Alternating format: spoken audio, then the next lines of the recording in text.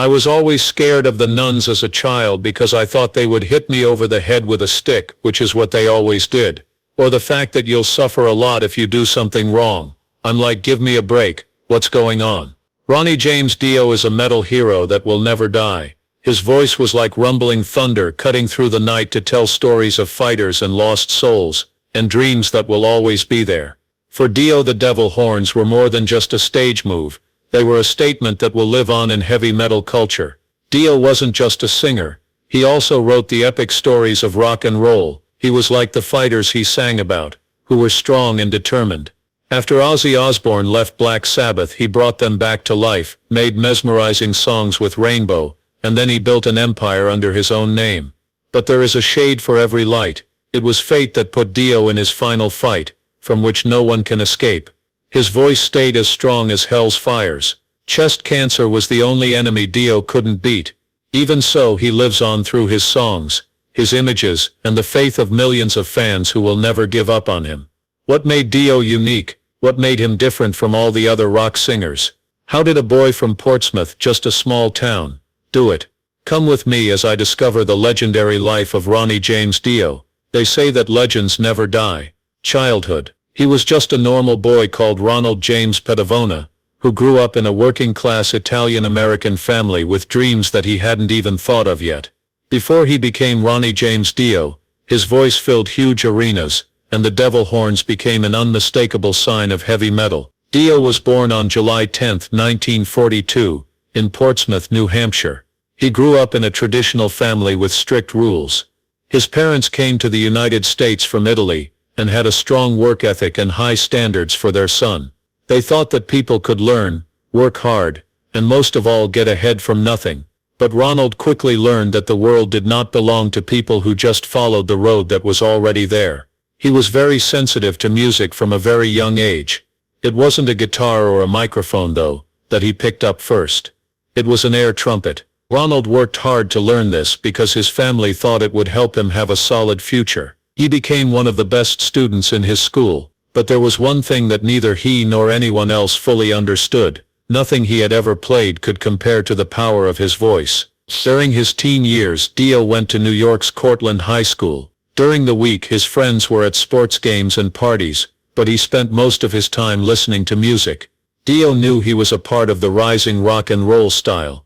While Elvis Presley and Little Richard were making waves around the world, Ronald Pedavona started to dream of lights on stages, but he would have to take a road that was longer than anyone could think to get there. He started his first band, the Vegas Kings, because he loved music more and more. He changed over time into Ronnie and the Rumblers, and then Ronnie and the Redcaps. This is when Ronald James Pedavona went away, making room for the name everyone would know. Dio with Ronnie James. It was never easy to get to the top. When he started college, his plan was to study pharmacy, but he quickly understood that books could never hold a soul meant for music. He didn't follow what his family wanted him to do, and dropped out of college to follow what he thought was his real path. Dio was ready to start the first part of his famous story. He had gone from playing the trumpet in the school band, to being a rebellious young man who risked a safe future to follow his dreams of rock and roll. But he had no idea that the path ahead would not only lead to the fame and glory of the stage, but also to betrayal, crushing failure, and choices that would change his life. It was about time for Ronnie James Dio to walk through the gates of hell.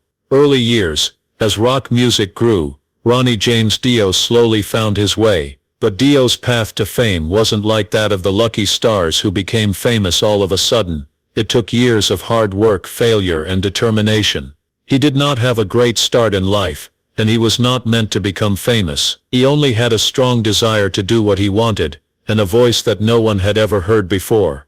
Dio began his work as a bassist in the band Ronnie and the Redcaps in the late 1950s. At that time, he was still known as Ronald Pedavona. Their music was classic rock and roll, simple songs that captured the mood of the time. But Dio quickly learned he couldn't stay out of sight. His voice began to come out when the band started to record its first songs. He made his first recorded music with the song Lover in 1958, but it wasn't enough. Not only did Dio want to be a part of the rock and roll scene, he also wanted to make music that was all his own. By the 1960s, The group had changed into the Electric Elves. It was later shortened to ELF, which meant a change from rock and roll to blues rock. Dio began to make a name for himself, not only as a singer, but also as a musician who could tell stories through music. Not only did his voice have a lot of power and impact, it also had a lot of depth. Dio didn't just sing. With every note, he made vivid pictures and told stories. ELF made a small but rising name for himself in the music world, thanks to this one-of-a-kind trait, opening the door to bigger chances. When ELF was picked to open for Deep Purple on their trips, things really started to change. This was a chance for any new band to reach more people, but for Dio, it was a turning point. When he was on stage in front of thousands of screaming fans, he wasn't just a singer, he was a force that demanded attention, and people in the crowd were not the only ones who noticed. One person, Ritchie Blackmore, the famous guitarist for Deep Purple, was really moved by his singing. Blackmore was different from most artists. He was cocky, famously hard to please, and not easily impressed, but as soon as he heard Dio sing, he knew he had found something important. It was a voice like no other, a sound that could bring old stories to life, a voice that will sing of warriors, evil and souls that have been cursed. This was exactly what Blackmore was looking for, and it was at this point that Dio's life took a turn that no one saw coming. Not long after that, Blackmore quit Deep Purple because of problems within the band. He wanted to make a band that was completely his own idea, something stronger, more mysterious, and not limited in any way. Dio was the only one who could help him make this dream come true. Rainbow was born from this, and Dio's voice would no longer be limited to small settings. It would sound like a storm, and start a new age of heavy metal and hard rock. But was this really his final goal, or was it just the next stop on a long journey full of betrayals, challenges, and unfinished dreams? Blackmore chose members of ELF to help him make his first album in 1975, but the band was only meant to be temporary. Dio was the only thing Blackmore really cared about. He saw Dio as more than just a voice. He had the power to make stories come true. Dio brought something completely new to the rock scene, which was still mostly about love, revolt, and society. Tales from the past, fights between good and evil, and bad dreams. Rainbow's first record, Ritchie Blackmore's Rainbow, came out in 1975, and Dio's voice became the main attraction right away. Songs like Man on the Silver Mountain and The Temple of the King weren't just rock songs. They also had a mysterious air that made people feel like they were entering a different world, where magic, fate, and old gods ruled. Blackmore had found the right singer, and Dio had found a place where his voice could really shine. But this was just the start, compared to their first record, which was more of an experiment. Rising, 1976, was a statement. Dio and Blackmore were at their best on this record. They made music that was not only powerful, but also cinematic, like an epic story come to life.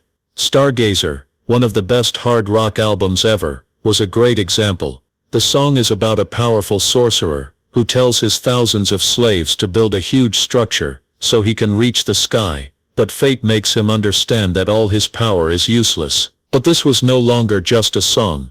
It was a sad story told through music, and Dio was the one who brought it to life. Rainbow wasn't just Blackmore's side project after Rising. It was now the most powerful force, and Dio was at its center. But this is also where the first cracks showed up. Blackmore didn't like sharing the stage with other people, and as Rainbow grew, Dio was no longer just the voice behind a guitar genius. He was now a star in his own right. Blackmore started to feel nervous, because he always wants to be in charge. Dio wanted to keep the grandeur and mystery of their early albums, while he wanted Rainbow to go in a more commercial and radio-friendly way. After the album Long Live Rock and Roll, 1978, the silent fight between their two huge egos reached its peak. Even though this album was another big hit with songs like Gates of Babylon, Dio and Blackmore could no longer work together on their music.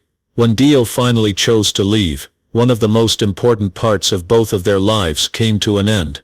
But anyone who thought this was the end of Dio was wrong, because the moment he turned away from Rainbow, there was another chance that would take him to an even higher level. Black Sabbath was ready, and Dio was about to play the most important game of his life. Black Sabbath did well. A lot of people thought it was a step backward, when Ronnie James Dio left Rainbow.